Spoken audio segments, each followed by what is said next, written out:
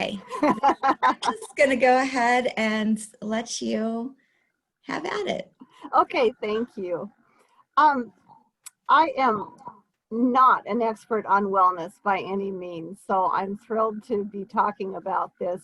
I struggle with my own personal wellness and with advocating for my students' wellness, but I'm delighted to be talking about it because it's something that's on my mind all the time, trying to work with my students and make sure they're taking care of themselves. So what I'm always aware of is that I need to be modeling wellness for my students because it's the last thing on their minds. They have no time, they have no money, and no resources in their minds because they forget that our college is filled with resources just for them. Because if they would just reach out to us, we can find what they need, but so often they don't reach out. They're embarrassed and they don't want to admit that they're struggling, that they need help. And so first, I want to talk about modeling wellness and maintaining your own wellness.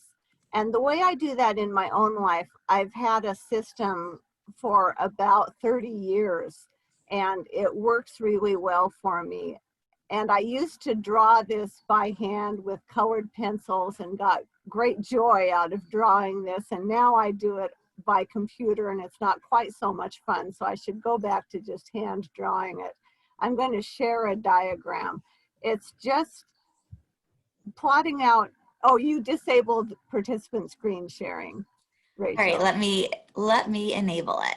Okay. You It's should just be good plotting now. out your wellness by domain. And everybody's domains are different. There's no right number of domains or right categories of domains. It's going to be different for everybody. So I'm going to share what my own personal domains are of wellness. And even at different stages of your life, the domains are going to be different that you pay attention to. So you'll see that mine are definitely going to be different than what yours will be. Hang on. You think it's enabled now?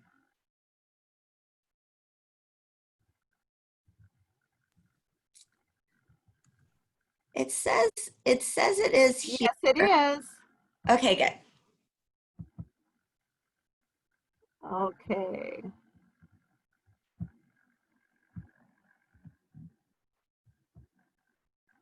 Okay, so these are my personal domains of wellness. You can see that these are in no particular order. They just land wherever they land. I have emotional, social, creative, occupational, spiritual, intellectual, social justice, and physical.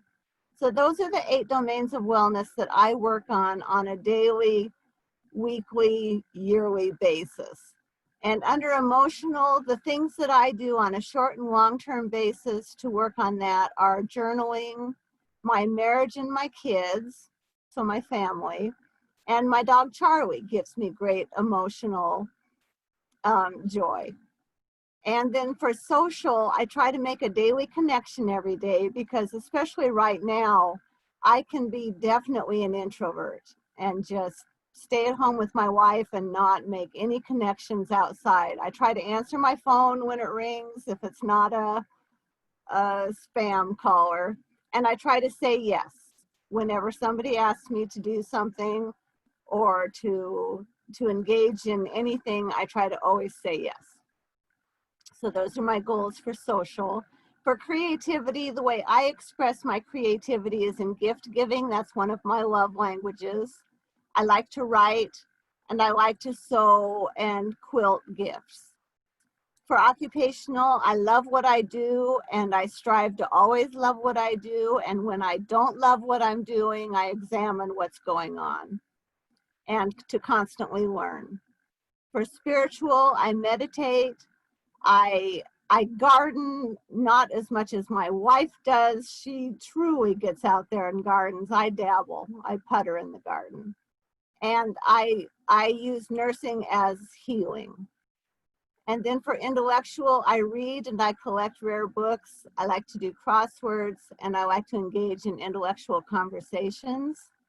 For social justice, I do outreach in homeless communities and do COVID testing. I am an active volunteer and I'm an advocate for the vulnerable in our society. And for physical, I have a family challenge going on with my kids. We have goals ranging from losing 8 pounds to 18 pounds to 80 pounds. And so we're working on those slowly. I have a goal of doing daily planks. So far that has been 1 day out of about 40. And I like to go on walks with Charlie and my wife and go on very occasional hikes with her. So those are examples of what my goals are on a daily, weekly basis. And I try to not let a day go by where I don't do something in at least 3 domains.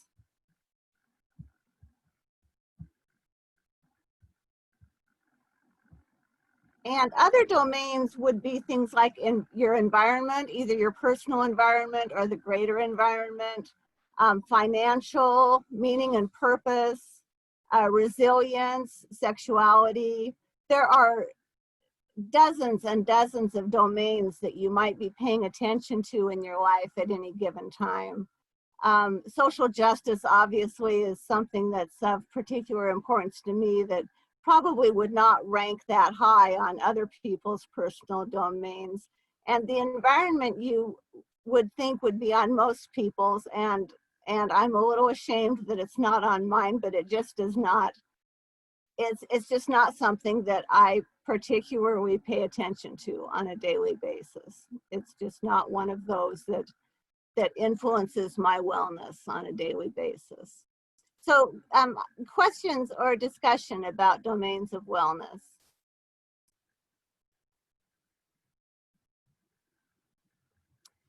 Hearing none.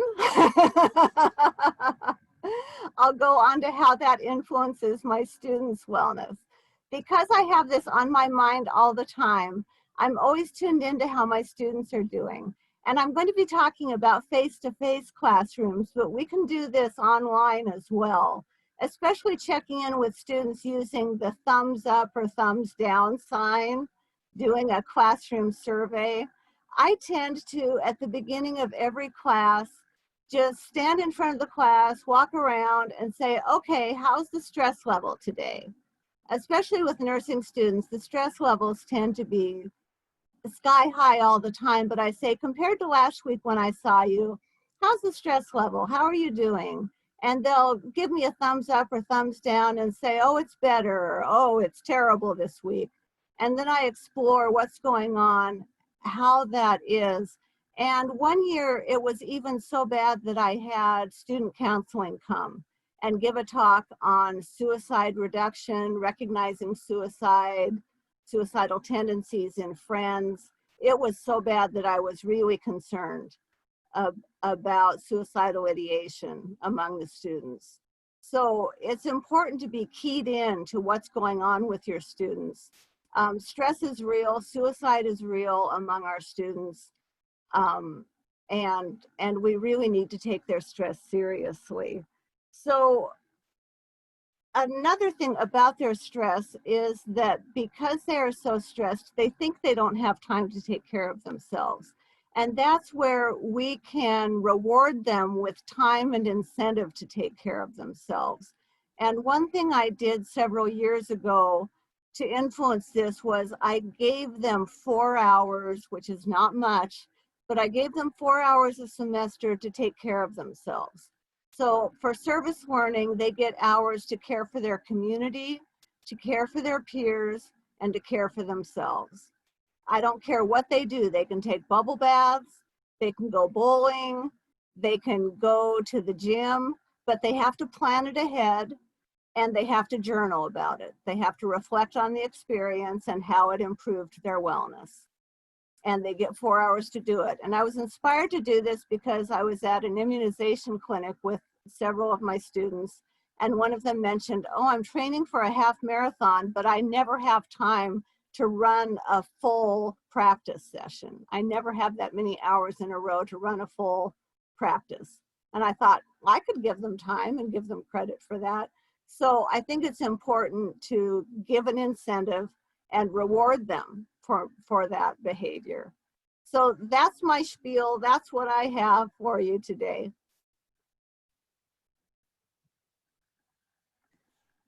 Thank you so much, Tracy. We do have a couple of minutes for questions. I have a question for you. I'll start off with the questions. And Okay. my question is, do you ever feel overwhelmed by your 8 domains of wellness? Like, or do you somehow manage to keep those in a place that can just simply keep you moving forward, rather than a place where it's like, oh, I haven't done planks once in 40 days. No, I never feel overwhelmed by it. I used to feel overwhelmed by wellness when I didn't break it down into domains, because I felt like such a loser that I wasn't doing everything I needed to do to be healthy, because it all seemed to be in such a big blob, and I knew I wasn't tending to all the different things that combine to make you a healthy person. But by breaking it down into the different domains, now it seems doable. Even if I don't do planks for 40 days, I know that my body's not going to fall apart because I do other things. And at least in other areas, I'm a pretty healthy person. I'm tending to the little things. I wanted to tell one other little anecdote if I have time. Okay. I had breast cancer 12 years ago, which most people know. It was stage 3, so it was very serious. And I was given an 8% chance of living 10 years. So it got my attention. And when I went into remission after a year of mastectomy and chemo and radiation, I made a bucket list. Try, a cliche, but I made a bucket list. I decided this is what I want to accomplish in the next 5 years. I had about an 18% chance of living 5 years. And I realized on my bucket list were things that weren't outrageous. They weren't tough to accomplish. They were everyday things. They were things about taking care of myself, taking care of my family, enjoying my family, and doing little everyday things. And so that's kind of how I live my life right now, is by bucket list. What do I want my life to look like? What do I want to be and do?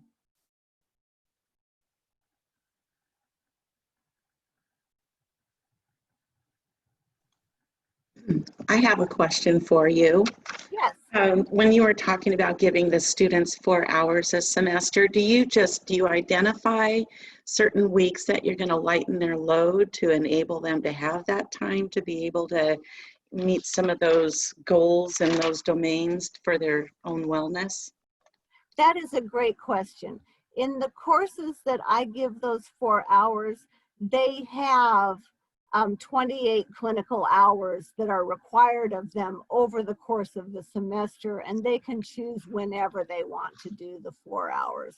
Now, some students are silly and do all 4 hours the first week, and then they have nothing to look forward to. But others spread it out and are more reasonable about it. In didactic courses, it would be a little trickier. You could give extra credit. You could make it an assignment that involves reflection. You could tie it to an assignment of some type. Okay, great, thank you. You're welcome. I think we have time for one more question for Tracy, and then we should move on to Michelle. Does anybody else have one final question? If not, we could move on. Thank you, Rachel. Thank you so much, Tracy. Michelle, I think you're up next.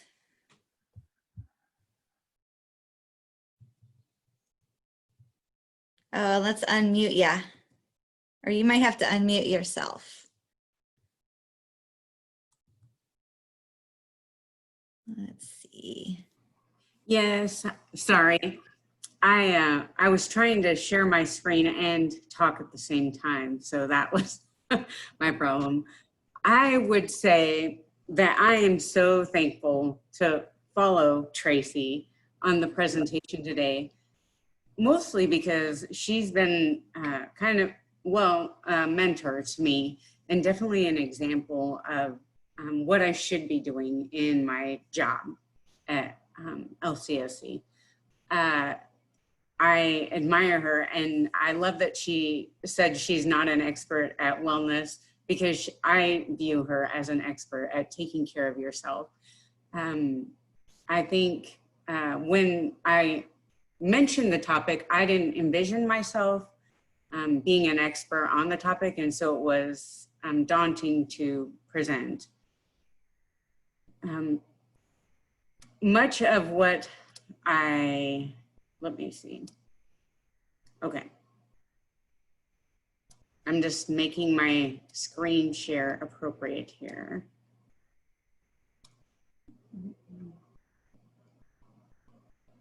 Come on. Okay, can you guys see my screen now? All right, so I made a PowerPoint because I think in boxes. Okay, so I titled my presentation Wellness Throughout the Curriculum. Mostly I did that because I found that using the same tools in multiple instances is helpful for myself, but also for the students. So I put on this slide some of my background. Rachel and Tracy, you're at the top of my list, that people that I can see. So if there's problems with screen sharing, just wave your hands frantically. Okay, I put a excerpt of my teaching philosophy under the word background, because I really think that the learning environment is important in learning. And the nice thing about learning is that I learn as much from my students as they learn from me, I think. I view myself as a facilitator in that I want to guide students to information. I want to show them tools, show them how to use them, but I can't make them utilize these things beyond here, right? So the background of wellness in my life and in my job is includes the three components listed on the slide. So students, LCSE, and nursing, and I put them in order of importance. I vividly remember being a student and some of my learning, but it wasn't until I was really immersed in practice as a nurse that I could really fully comprehend and appreciate the teaching that happened in my college career. And so that's how I think of learning. So I want to help my students get to this type of cognition earlier. And maybe I'm a slow learner. I don't know if people are like me or not, but I believe that repetition, application, and modeling for learning will be the things that impact students. And so this certainly applies to wellness.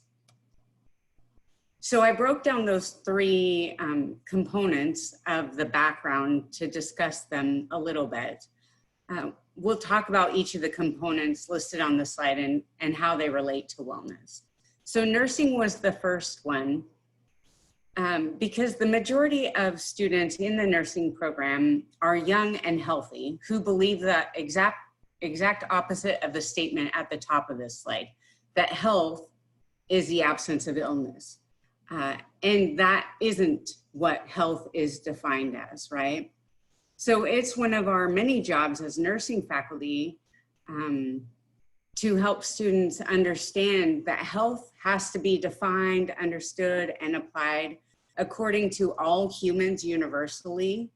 And then they need to apply that definition of health on a broad context down to each individual that they care for, and really to do that, to determine what health is for a patient or a client, students have to put themselves last in the process of health and then guide a patient to well. So guiding a patient to well for nursing students could be bringing a newborn, delivering a newborn, assisting with the delivery of a newborn. Students could find themselves working with a now paralyzed patient from an ATV accident, or they could be doing this in a hospice setting where their patient is succumbing to a terminal illness or a terminal disease process. And so a lot of what we do in nursing is putting ourselves last to take the best care of our clients. And I think that that's essential, but also detrimental to our profession and to our students. And so I feel like it's important that we help our students understand, apply, and model wellness because we could talk about wellness all we wanted to each other and to our patients even, but if we aren't modeling it, then it's not as effective. Like Tracy talked about, modeling is huge. And then I put students second here to talk about, because it was through the concepts on the right that my focus of wellness has developed. So young people or our students have demonstrated or have shown me that they need help taking care of themselves and learning how to implement wellness. Through personal interactions with students, through advising, through feedback in courses and outside of courses. And then Tracy mentioned one semester where she was very concerned about our students and had student health or the counseling center come over. I think that was when the students did a survey of stress in nursing students. And that was eye-opening for myself, but also for our entire faculty. And really, we've tried to implement wellness, I hope, throughout the curriculum because of that. So we heard loud and clear that we need to talk about self-care and wellness in our curriculum. And then Lewis Clark State College was my last component of this project. So being a nurse educator and working with the amazing faculty and staff here at LCSE have truly molded me into so much more than I was previously. As I engage with faculty across campus with some of the programs on campus like student counseling, student health, TRIO, student services, I became more aware of what's going on in the campus. I was lucky enough to teach one of the SD 107 courses. And so I got to work with the first year experience and Tate Smith and the staff there. And then I've advised all levels of students. And so all of that has really inspired me to take one topic of wellness from the start to the finish. And that's how I implemented wellness into my courses. So linking curriculum included evaluating what the students had been exposed to and building upon that. Once we heard that students needed self-care and wellness talked about, it was, for me, I need something concrete. Like I need to provide you a resource, right? That's how I feel complete. And so there's tons of resources out there, as you all know, on wellness and how to be well and how to model wellness and how to teach wellness. But the student development courses utilize a workbook. And so I went there first. I just happened to be reading it around the same time that I was looking to implement it into my courses. And so the workbook includes resources from the National Wellness Institute. So I put their logo on this slide here. I've used lots of tools, but I felt like the decision for student use kept coming back to repetition and application, using the tools over and over in order to really understand them.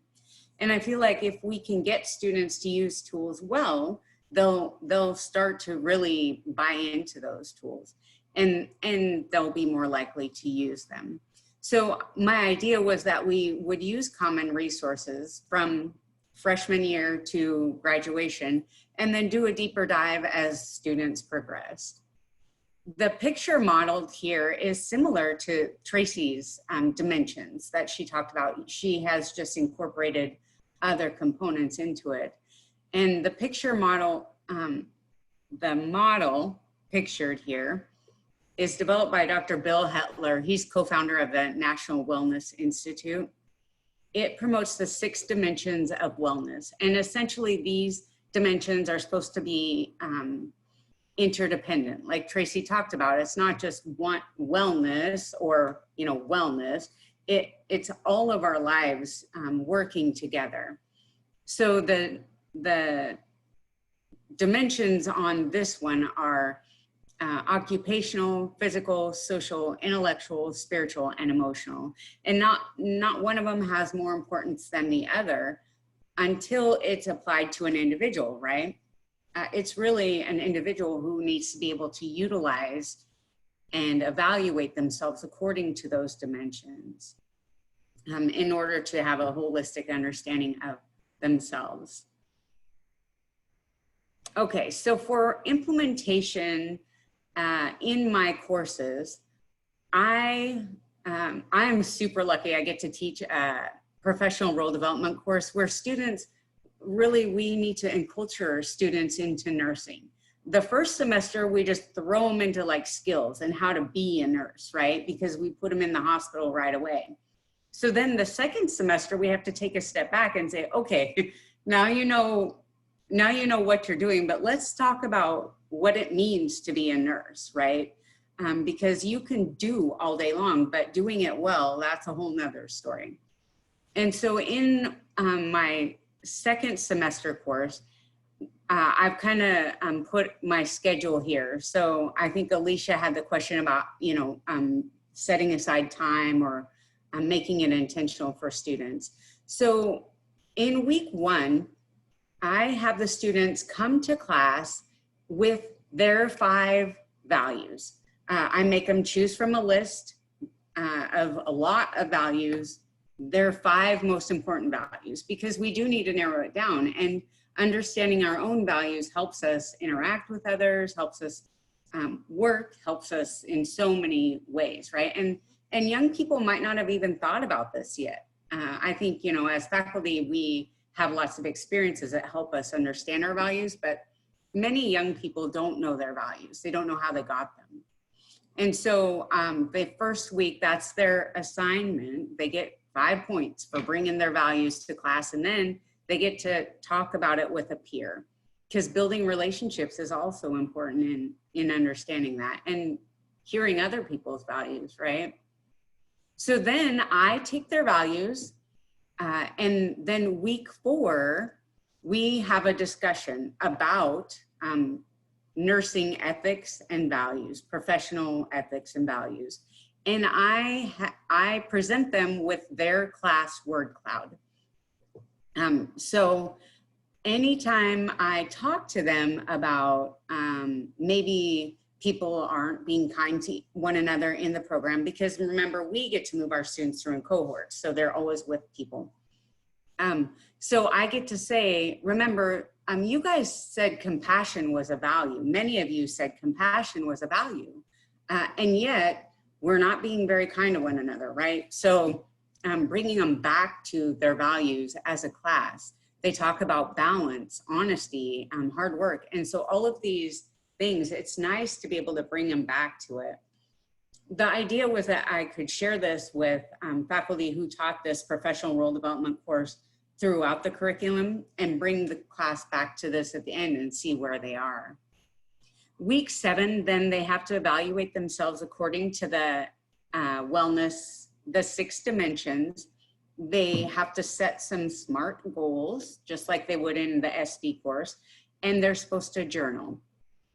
Then week 15, they reevaluate. They reevaluate themselves on the 6 dimensions, compare where they were, evaluate their goals, and then they submit a journal again. This is my last slide. So insights, it's a double-edged sword. What I've learned is that students need these tools and students appreciate these tools. And I think you could put faculty in front of those statements too. So faculty need these tools and faculty appreciate these tools, at least for me. Insights gained from incorporating wellness into my courses is a double-edged sword because I have found that students need our guidance to understand and utilize tools to help them develop healthy habits. Tracy's model is excellent. And I feel like students really need like a worksheet because it's in those times of where you have so much stuff, you can't kind of ground yourself to know, how do I move forward from that, big thing. And so a worksheet of now let's talk about where you are, right? And then when you implement journaling into a course, you get so much. However, you need to be responsible with that journaling assignment.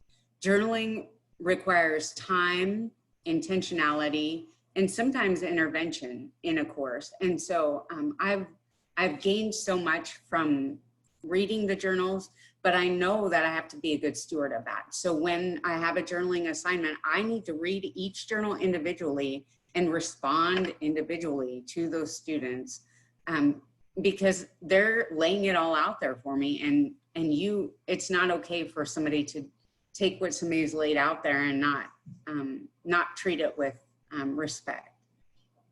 But I have found that students who put effort into these assignments will come away with growth.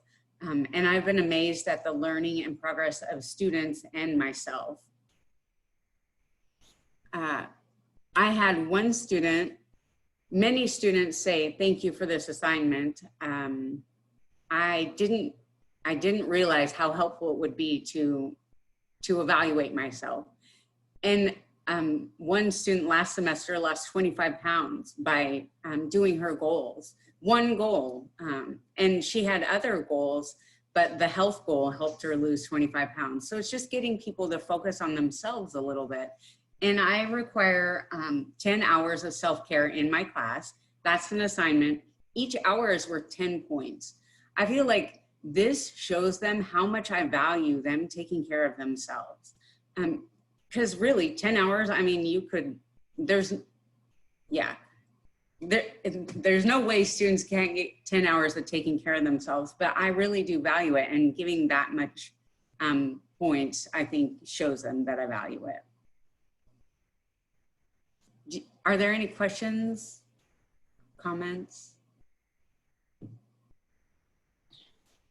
Thank you so much, Michelle. Can you talk a little bit about the assignments, like the journaling assignments that you're using, and the goal setting assignments and the checking in assignments? Could you give a little bit of detail about those? Right. So it's a worksheet that I have, and I say why self-care is important for the students, why it's important for humans and nursing students. And so then I have the dimensions of wellness on there, and then they have to submit that PDF of their dimensions filled out in a journal that specifically talks about what is where they fell on that dimension on the wellness wheel, where they can improve, and one thing that surprised them in their journal. So it's like I give them some guidance to write about in their journal. And the goals, I had to implement more specific goal writing because I found they didn't know how to write goals, even though I know they saw this as a freshman, right? And probably in high school.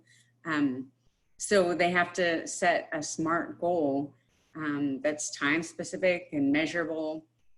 And they can choose. I don't have any, like, I don't have topics for goals. I just say I need 3 goals. Well, by the end of the semester, I guess. So I do have that time specific. And then that's what's reevaluated. So the end journal is evaluating themselves. Where have they made progress? And then how they do with their goals. Oh, and I make them turn in a sheet of what they did for their 10 hours activities. I feel like it helps me get to know the students too, because I'll see them more. Thank you. Michelle, could you talk about really quickly just how you evaluate those assignments? Do students tend to do well on them if they, I mean, so since it doesn't matter what the goals are, you're not necessarily evaluating them on whether they complete them, but on how they develop them and how they reflect on them. Is that correct? No. So the points for the journal, it's like 10 points to do the journal. And you get points based on a rubric. So did you do the assignment? Did you turn it in on time? And did you do the 2 paragraphs, right?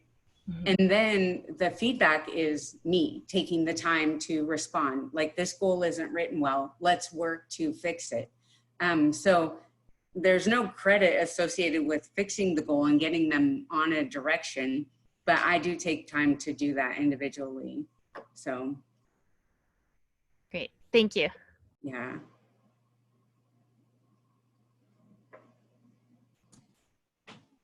What other questions are there for Michelle? I don't want to hog Michelle's questions here, but I actually do have one more. So no, maybe I'll go ahead and ask it. So, you know, I teach organic chemistry, and looking forward to the semester, what I'm seeing is at the end, they're going to need to take a final exam of some sort. And I would like to be talking about academic honesty throughout the semester, which is a really key value. And so what I like about your model is you kind of start, it's like you both start with the personal and also the class, and then you kind of go back to personal and goal setting. I don't know, maybe I'm asking for permission. In a way, it's kind of this looking at values and then setting goals, but like, I have the value and goal I want them to do. And that is that I want them to be able to take a test without cheating on it, and to learn about academic honesty. And I guess maybe,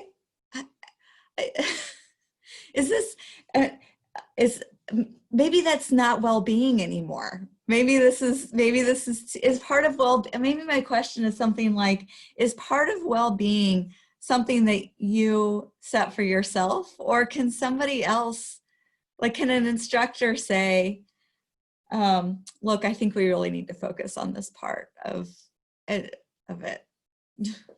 I think it's both, because we have to define our values for ourselves, right? And that helps us be well.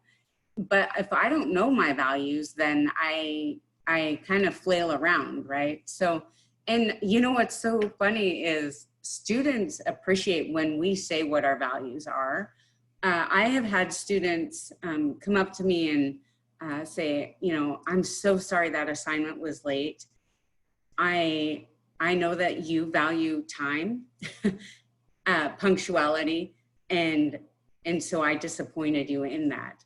And so I think, you know, talking about your values and modeling those really helps students. I feel like they want us to tell them. And honesty, it was big on my word cloud. And so I just kept going back to that, you know, when we had an issue of maybe students were cheating. And I even had a student tell them themselves last semester for their final, it was supposed to be, you know, the camera, it was Respondus monitor.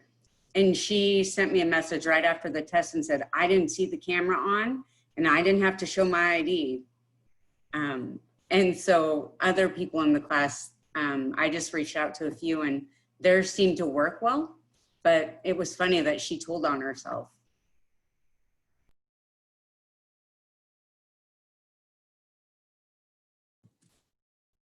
Thank you. Is there a final question for Michelle? And I was just going to make a little comment about what you're asking and about the honesty and how important that is, about, you know, that it is a value and it can even hurt your well-being. If you're being dishonest, that can hurt your emotional well-being as well. And so leading them to be able to understand how important it is to them personally and mentally, emotionally, that, you know, hopefully that can lead them to be more honest.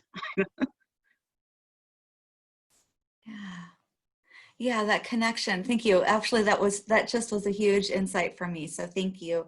That kind of way of connecting emotional health and well-being with that value. And so kind of putting those two together. So thank you. All right. Other comments, questions? If not, we can move on to Jessica. You're up next. Are you ready to get going? Not like leave, just to start talking.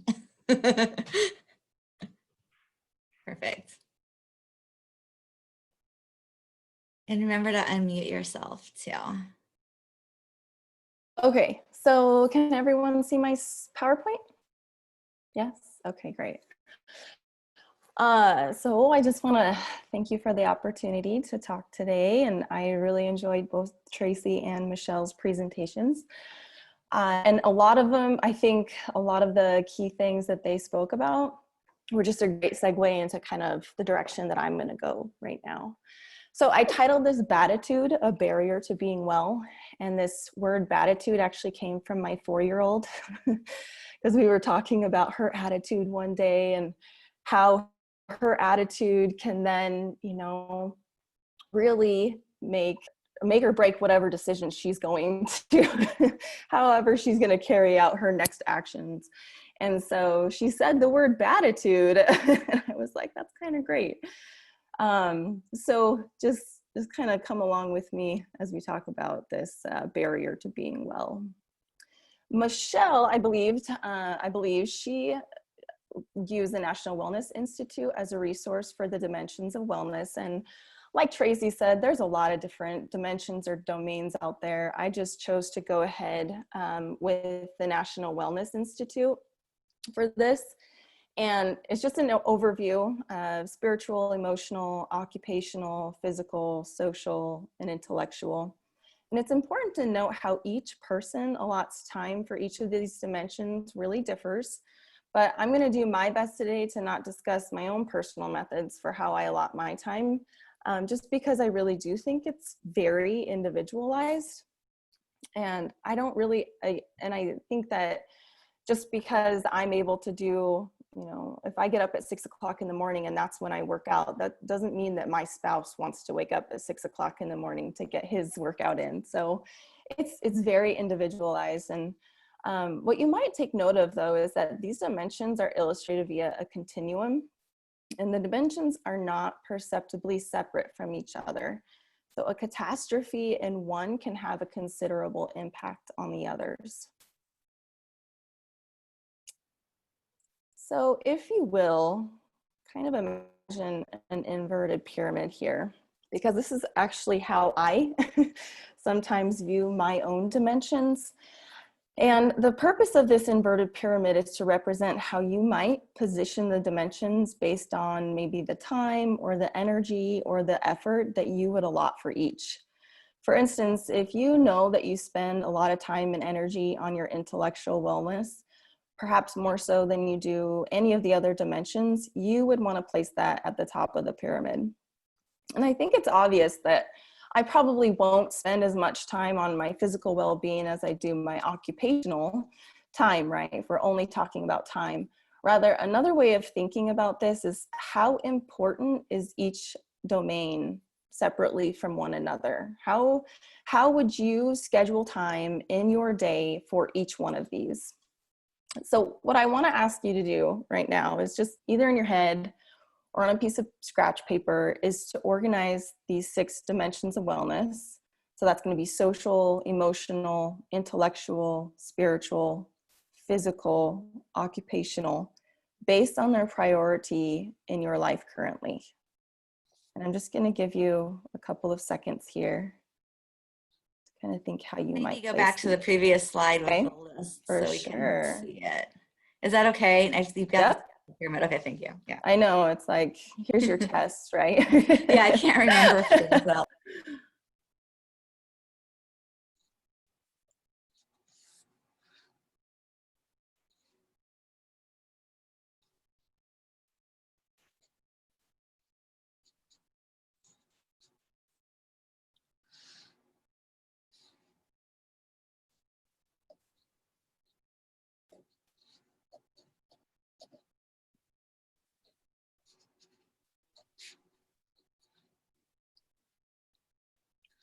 Okay, so I'm going to go back to our pyramid here.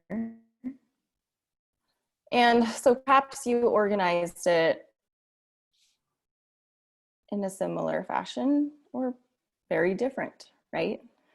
I think it's just really important that whenever we're talking about well-being across the dimensions, that it's necessary to do some self-evaluation and reflection, as Michelle talked about, and really discover how we are currently prioritizing them in our life, especially if we feel like we are not in a place of wellness, if we feel like there's something missing. And I have learned that in order to find balance within these dimensions, we must be willing to sacrifice some of the time or energy that we spend in those dimensions that reside in the highest levels of our pyramid in order to devote more on those that are in the lowest of the pyramid. I'm going to talk now a little bit about some of the tips for being successful across the dimensions. If you were to do a Google search, and I'm guessing a lot of you have, just because when I was thinking about how I was going to kind of approach this discussion, this talk today, I was thinking these are all very well educated individuals. And usually if they want to know something, the first thing that they go and do is they start to research it. And so if you do a Google search about well-being, there's thousands of websites that come up with tips and pointers on how to be physically well, socially well, etc. But for the purposes of this discussion, I grabbed a few. Okay, so you can see it's pretty clear and simple. If you want to be well, you need to, for instance, be physically active, balance your diet, do something that brings you joy, be social. Again, the tips are limitless, and you only need to find time to kind of embed each of these little tips, usually within the 24-hour time period that a day holds. And the one that I enjoyed reading the most, if you've caught it up here, is Deal with Your Stress. And it's simple and ironic because you need to deal with your stress in order to be well, but in order to have reduced stress, you need to be well. So that just kind of caught my eye. And so what I'm going to do now is we're going to move and we're going to focus on dealing with this stress for the remainder of the discussion. The majority of our stress is caused by our perspective, and perspective has everything to do with the decisions that we make, and the decisions that we make have everything to do with our wellness. And labeling is an extension of perception. And these are the things that we tell ourselves that we are. I'm a wreck, I am insecure, I am weak, I'm too busy, I'm a failure, whatever it might be. These are some of these negative thoughts or negative labels that we give ourselves. And they're awful, and they imprison us in categories that are hard to escape. So interesting, brain research tells us that every conscious thought that we have is recorded on our cerebral cortex. And it scratches the surface kind of like an Etch-a-Sketch. So when we have the same thought again, the line of the original thought is actually deepened, and it causes what's called a memory trace. And with each repetition, the trace goes deeper and deeper, forming and embedding a pattern of thought, essentially. So when an emotion is tied to this thought pattern, the memory grows exponentially stronger. And while we forget most of the random thoughts that aren't tied to an emotion. So for instance, when you were thinking about what you were going to make for dinner last night, there might not have been much of an emotion tied to that thought, and you probably haven't thought or had that thought again today. So we don't usually really come back to those, and we don't create that large memory trace. But when we have thoughts, for example, that are tied to an emotion such as I am weak or I'm insecure, it's tied to a strong emotion, and that memory trace is deepened. And then you continue to access that thought repeatedly. So you might see how these thoughts are directly tied to emotional well-being, perhaps, but it's maybe more difficult to see how they're tied to the entire continuum. However, these thoughts have emotions, and they lead to emotion-based actions. For instance, if you continue to label yourself as too busy or insecure, your physical well-being might suffer, because maybe you're making the decision that you're not comfortable to go to the gym, or I don't feel comfortable being in that setting, or I don't know what to do. And so those emotions that were tied to your perspective of yourself led you to your decisions to not engage in any one dimension.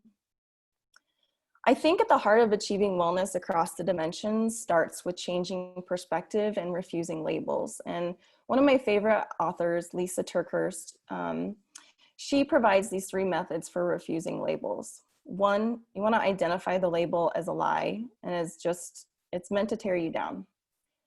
2, choose to view the context of the lie as a call to action, not a call to beat yourself up. Use it as momentum, use it as drive to refute it. And then 3, use the momentum of tackling one label to tackle more. So overcoming emotion-based actions through the practice of mindfulness. And I've really come to enjoy mindfulness and learning more about mindfulness over the last year. And it's gaining a considerable amount of attention because of the research that's being done on it. And mindfulness is the practice of purposely focusing your attention on the present moment and accepting it without judgment. It's being examined scientifically, and it's been found to be a key element in stress reduction and overall happiness. And the former director of the Stress Reduction Clinic at the University of Massachusetts Medical Center, he demonstrated that practicing mindfulness can bring improvements in both physical and psychological symptoms, as well as positive changes in health, attitudes, and behaviors, i.e. our perspective. And while there's a lot of different mindfulness practices, I'm only going to discuss 2 today because I think they're very easy, yet applicable and effective. And the first is just basic mindfulness meditation. And this is done by taking time to just stop, focus on your breathing, and whatever thoughts might enter your mind, just accepting them without judgment and then letting them go. And you might be able to see how this is connected to perception then, because it's asking you to, again, whatever thoughts coming into your head, okay, you had that thought, let it go. Don't judge yourself for that thought. And when we're judging ourselves, that's when more of the labeling occurs. So it's just mindfulness is asking that we do away with all judgment and accept your thoughts as they are, but then let them go. Don't let your own critical judgment of yourself be a barrier to your own well-being. And as just a key here, this can be done at any time, anywhere. I have 3 kids, so finding time to meditate is nearly impossible. But I'll do it when I'm in the bathroom or the shower, wherever my safe haven might be. And it might be for a minute. It might be for 5 minutes. The second is called urge surfing. And I think this is a great practice for anyone who is working to eat a balanced, healthy diet, or in effect, perhaps trying to lose weight. And urge surfing is used to cope with cravings. It's about being aware of how your body feels when that craving enters, but then replacing that craving with just the knowledge that it's going to subside. And the analogy that I thought of for this was, it's kind of like when you really, really have to pee, right? You got to pee really, really bad, but you can't get to the bathroom. And the urge is totally overwhelming. But if you wait long enough, for some reason, the urge passes, probably for just a moment or two, but it passed. And it's going to come back. But for a moment, the urge subsided. And the same is true about urge surfing, and just taking the time to recognize that it's going to pass. So I really encourage you to try each of these methods, or perhaps do some research on the others. And I wholeheartedly believe that in order to make decisions that are beneficial to each of the dimensions of wellness, and thus our overall well-being, we first have to change our perception. So I'm just going to wrap up now with some of the things that I've read over the last year, really, that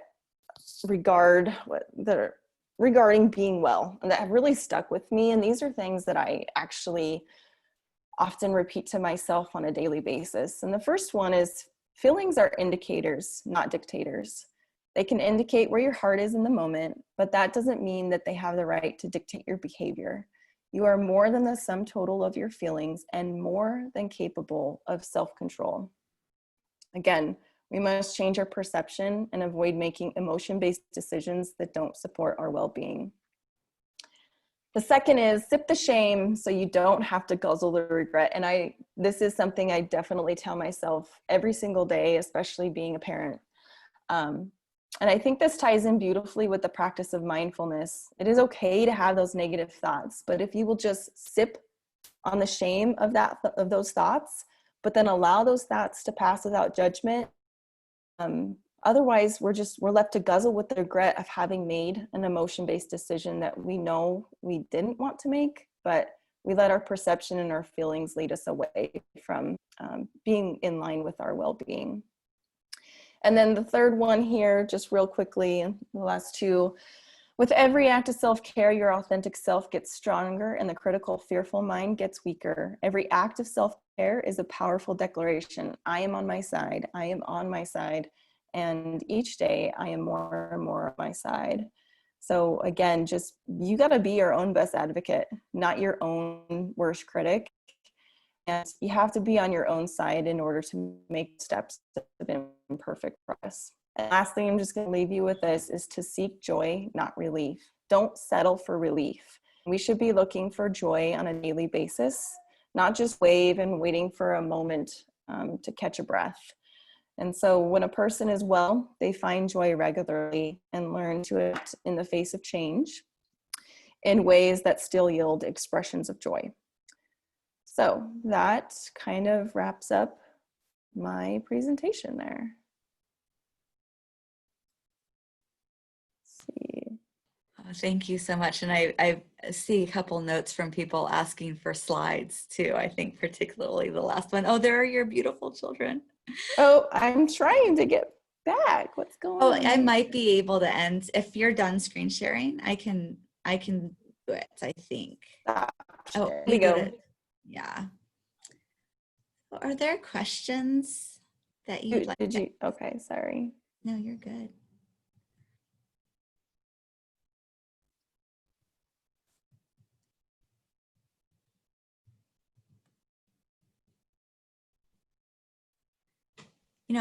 I feel like I'm asking all questions, but hopefully I'm asking questions that are on other folks' minds. And so one of them is, in what ways do you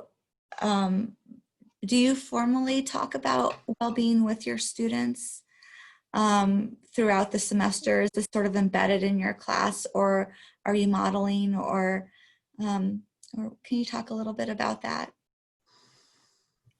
Yeah, so one of our introductory courses that I teach is fitness and wellness, and many of the nursing students take that class, and that is the first class, I think, on our side where they really get introduced to the dimensions of wellness.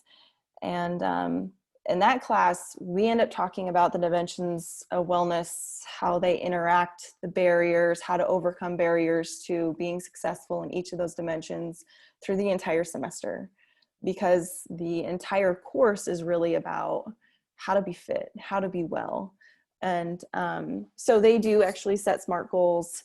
And it's a daily discussion. And oftentimes I have the students who will just say, this is my problem. How do I it becomes a class discussion. And they find that also once people start learning that this is kind of the field that they're in, and I'm sure this is true of nursing students as well, that people start asking them questions. So whatever they're learning in the class about these dimensions of wellness and kind of how to overcome these barriers, they are then relaying to people who are asking them questions. And I, again, like kind of Tracy and Michelle said that they weren't experts. I'm definitely not an expert. But I think I modeled well-being. I think I model wellness to the best of my ability, because I think that is incredibly important, especially in the field that I'm in. And so, yeah, I guess I try to give them tips and maybe at times how I approach it, but I really want them to discover their own ways of success. I don't want them to compare themselves to me, because it might not work for them. So yeah, we do a worksheet, and but it's constant discussion in that class in particular. Yeah. Jessica, I do have a question. Do you have some people that you follow or read, authors that you read that you go back to or you found particularly helpful? Yes, a couple of them there. I think I cited Lisa Turkhurst. She's actually kind of spearheads Proverbs 31 Ministries. And so she has I've read a few of her books at this point, and a couple of those quotes about attitude or feelings are indicators. Sip the cigarette. Those are things that I pulled from her. Eldridge is another one, and that's where I'm reading, actually. That's a book I just started, and that's really about seeking joy in life and not settling for relief. And I've read several other authors. Those are the two that are coming to my mind right now, but I could give anyone else any other options. It's just something I found, like, perhaps that's one of my ways to reduce stress is I have to find time to read things that aren't related to work. You know, I have to find things to read and to engage my mind in that aren't related to my occupational well-being, I guess. Yeah. Thanks, Julie. And I love the idea of having maybe a reading list that we can put together. I'll know to get that from you. Yeah, Good. for sure. Are there other questions for Jessica or for other guests?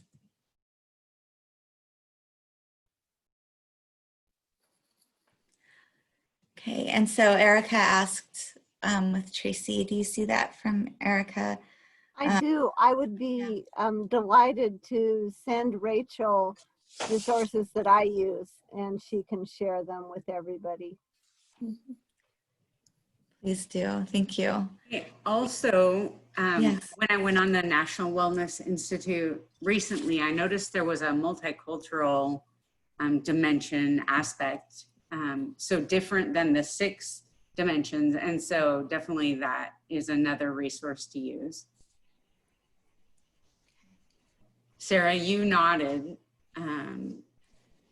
Are you familiar with that? Yeah, well, I'm currently working on a master's in clinical mental health counseling. And so we've been studying the wellness wheel, and I'm in a course right now on advocating for diverse populations. And so we're looking at everything in counseling through a multicultural lens. So yeah, so I looked at that, and yeah, it's good.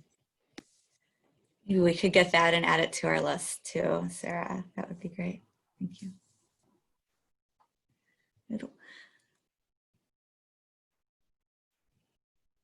Okay. What, Rachel, the comment about not relating to some of the dimensions, that it's been really interesting for me. So Jessica, looks like I relate to her spirituality dimension, I think. And so some of my students don't relate to some of the dimensions. And, you know, everybody doesn't relate to them in the same way, but it's really nice, like occupational, right? My students are bartenders, CNAs, like we have this whole dimension of them, right? And so they're not all speaking about the occupation of nursing in them. So I think it's nice that the dimensions don't tie you into a box. You can use the dimensions, even if it says spirituality, you can use that as religion, as mindfulness, as a higher power, as the wilderness. And so I see students use it in lots of different ways, and I like that it doesn't box them into one way of being. Thank you. All right. Excellent. I don't see other questions in the chat, and I don't see anybody else unmuted. All right. So, so what I'd like to just point out, I kind of made a concept map as you were talking with the domains in the center, and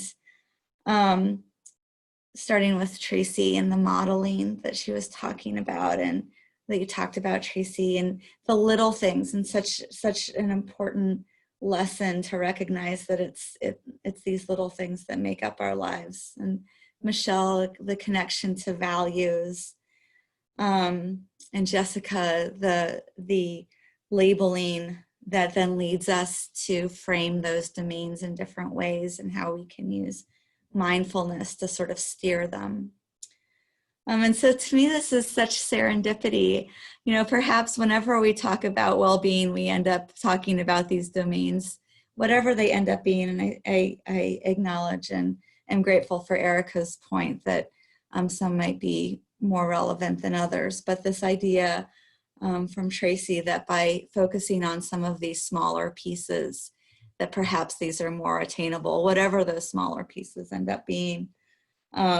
Yes, and so perhaps with well-being, we always end up talking about these domains, but for me, this was very eye-opening and insightful, and something that I haven't had any experience with before. And so being able to see these different ways of getting at these domains is really helpful. And so I am just so thankful for Tracy and Michelle and Jessica for coming and talking about them. And as a plug for tomorrow at noon, Leanne Wiggins will talk about wellness in the workplace during COVID, and Luella Loudenbach will talk about grief and loss, and framing our quarantine as a type of grief and loss. And then we'll have, if we have time, we'll also do discussion and checking in tomorrow at noon. And so I do have kind of a feedback survey that is really quick, but at the end, it has an open space. Actually, I have to find it now. At the end, it has if there is something that you want to make sure that we talk about tomorrow, whether you do the 3-question survey or not, if you could just take a minute. And if there's something that you want to make sure that we end up talking about tomorrow, please jot that at the end. And so just thank you all for being here. And I think I'll leave the survey up for a moment. And if you do want to check in and before you check out or anything, then feel free to do that. But I think we're about done and wrapped up for today. Thank you. Thank you, Rachel. Thank you.